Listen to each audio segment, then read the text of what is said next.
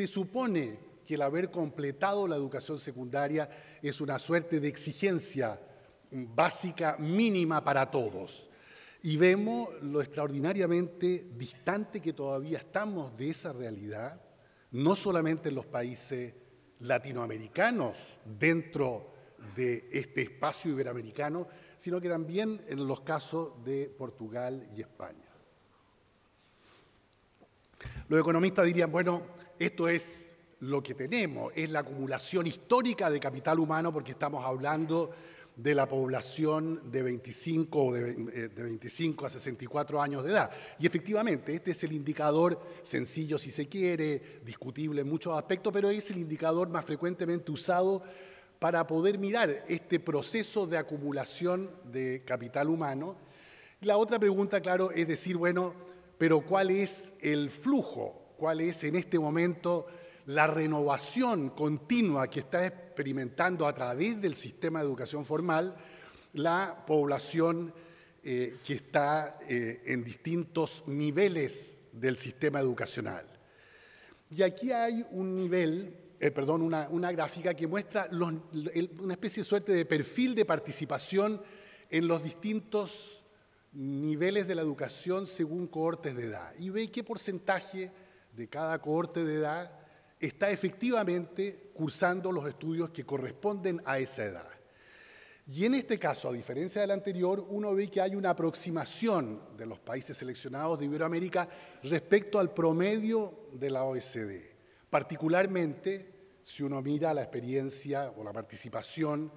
de los niños y jóvenes en la educación primaria y en la educación secundaria, lo cual nada más que refleja este fenómeno mundial de masificación y creciente universalización de estos dos niveles educacionales. Pero incluso también en la educación terciaria, en la educación postsecundaria, hay una cierta convergencia entre los distintos países en relación, llamemos al benchmark, a la meta o al estándar que ponen el promedio de los países más desarrollados agrupados en la OECD. Claro que hay ciertas diferencias, México puede ir más atrás, en este caso las tasas de participación en la educación terciaria solamente en algunos de los países son exactamente iguales ya al promedio de los países de la OECD, pero otra vez hay una clarísima aproximación, tal vez donde hay más diferencia es a nivel de la educación preescolar, donde España tiene clarísimamente una clara ventaja dentro de Iberoamérica por la muy alta tasa de participación en las edades tempranas, pero donde también, si uno mira los estudios recientes, ve que en el conjunto de los países de Iberoamérica, en la parte sur, digamos, en América Latina, hay crecientemente un esfuerzo y una inversión, y ya mostraré por qué, de avanzar también en este nivel educacional. La pregunta, claro, siguiente que uno tiene que hacerse dicho esto es si efectivamente estos avances, particularmente en el flujo, en la renovación y en la ampliación de nuestro capital humano, responde a las exigencias de competencias, de conocimiento, de destreza del siglo XXI. De todo lo que aquí se habló en la mañana, los fenómenos que presentan las inseguridades, los riesgos de la globalización o mundialización, el permanente cambio de la plataforma de conocimiento, de las tecnologías en el mercado laboral, suponen que el sistema, particularmente de educación formal, desde el nivel inicial de cuidado temprano de los niños hasta completar la educación secundaria, está formando la base de estas competencias del siglo XXI. Yo he puesto ahí una de las múltiples definiciones que hay de este tipo de competencia, pero sabemos bien, porque son aquellas, entre otras, que son medidas, por ejemplo, por la prueba PISA, en que participan todos los países de la OECD y a esta altura otros 25 o 30 países en vías de desarrollo del mundo entero, de distintas regiones del mundo. Competencias cognitivas que tienen que ver básicamente con lo que los anglosajones llaman literacy, que nosotros tenemos malas traducciones, comprensión lectora, manejo informacional, manejo del lenguaje numérico, además de los textos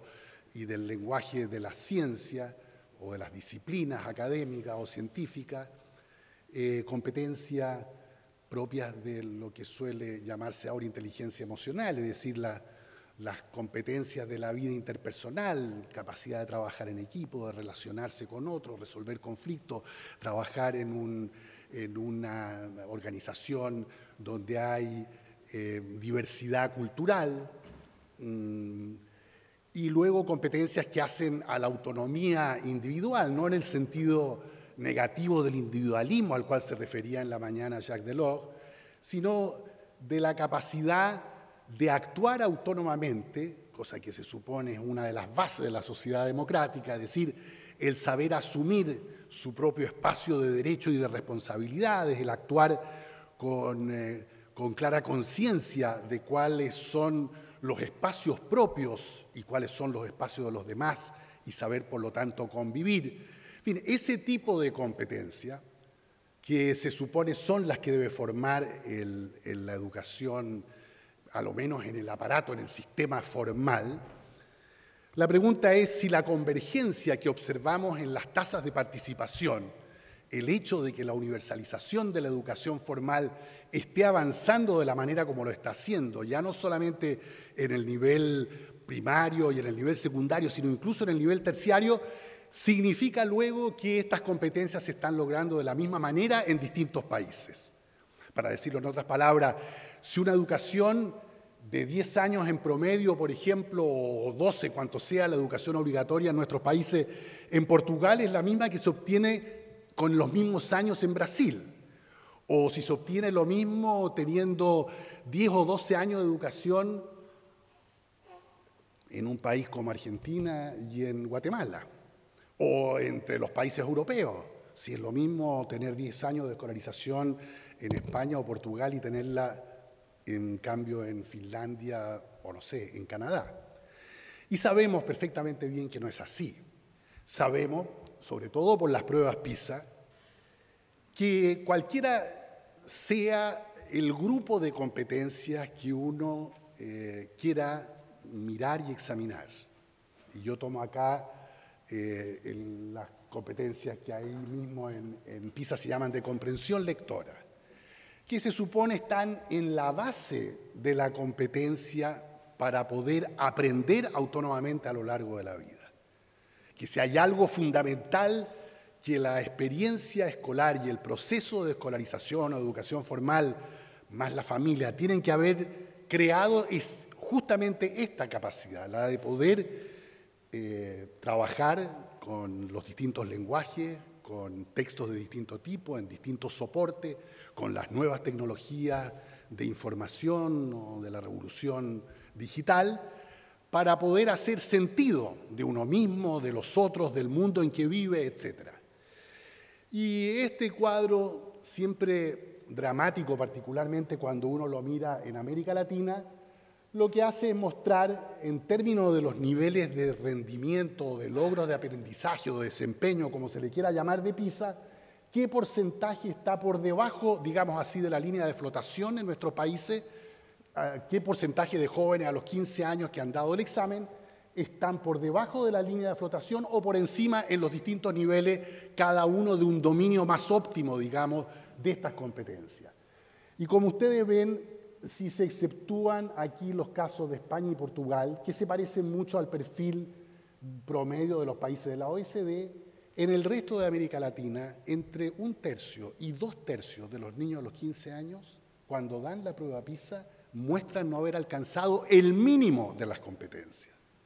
Dicho en una metáfora fea, si se les pone a nadar, se hunden. Es decir, no pueden mantenerse por encima de la línea de flotación porque no han aprendido las competencias, no han adquirido, y no significa que no las vayan a poder adquirir posteriormente, pero que a ese momento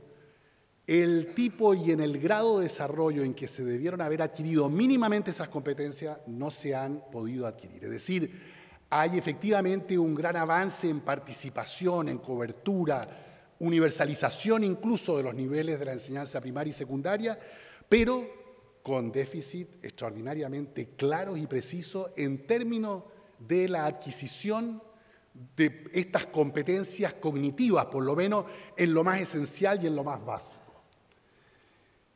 Además, dentro de cada uno de nuestros países, con grandes diferencias entre aquellos que se ubican en el 10%, por ejemplo, de mejor rendimiento y aquellos que están en el 10% de peor rendimiento. Sabemos que hay países que logran alta calidad y a la vez una distribución extraordinariamente equitativa de las competencias. Pienso en el caso de Finlandia, pienso en el caso de Corea, pienso ahora que recién participó la ciudad de Shanghái en los resultados que allí obtuvieron. Y hay otros países, y los de Iberoamérica muy particularmente, que muestran una gran diferencia entre el tipo de competencias que adquiere el 10% de menor rendimiento respecto del 10% de rendimientos superiores, lo cual está vinculado por lo menos a dos grandes factores. En el caso latinoamericano, muy evidentemente, a las desigualdades en la sociedad. Desigualdades enormes de la cuna, que se traducen en capital cultural, económico y social, muy distinto de las distintas familias dependiendo de la estratificación socioeconómica y de las clases sociales, y en otros casos también grandes diferencias dentro de la propia escuela, es decir, no solamente entre escuelas por la segmentación socioeconómica, social y cultural, sino que también dentro de la misma escuela respecto de cada uno de los alumnos y de sus niveles de rendimiento. Entonces, tenemos no solamente rendimientos mediocres, sino que tenemos además rendimientos extraordinariamente desiguales dentro de nuestros propios países.